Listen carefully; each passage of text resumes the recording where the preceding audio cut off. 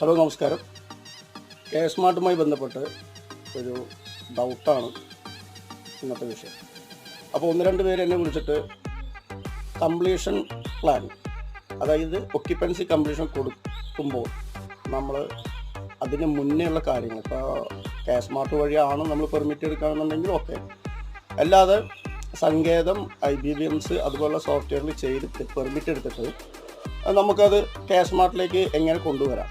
അപ്പോൾ import permit എന്ന് പറഞ്ഞിട്ടൊരു ഓപ്ഷൻ ഉണ്ട്, അതുവഴിയാണ് നമ്മളത് ചെയ്യേണ്ടത്.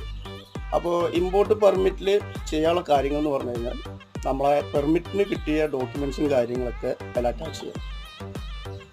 അതുപോലെ അത് അപ്രൂവ്ഡ് ആയതിനു ശേഷമാണ് നമ്മളത് ഒക്യുപ്പൻസി കംപ്ലീഷന് വേണ്ടി കൊടുക്കുന്നത്. അപ്പോൾ ഇതുപോലത്തുള്ള ഡൗട്ടുകളും കാര്യങ്ങളും ആളുകൾ ചോദിച്ചതിൻ്റെ ഭാഗമായിട്ടാണ് നമ്മൾ ഈ വീഡിയോ ചെയ്തിരിക്കുന്നത്. ഓക്കെ, നിങ്ങൾക്ക് ഇതുപോലുള്ള അഭിപ്രായങ്ങൾ എന്തെങ്കിലുമൊക്കെ ഉണ്ടെങ്കിൽ